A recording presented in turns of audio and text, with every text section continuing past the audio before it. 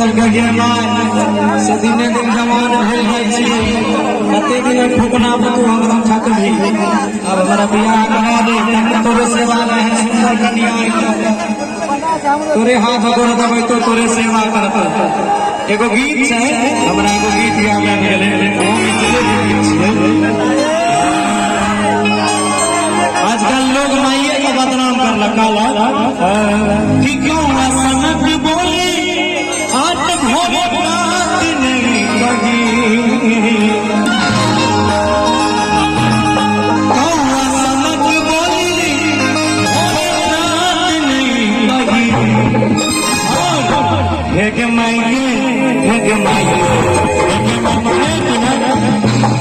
कमल वाला है ये सारा मैं ऐसे सुन भी ले लीजिए कल गए कि है कि महंगे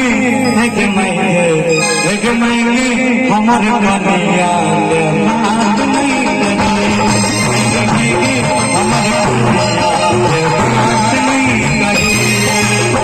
सब बगल में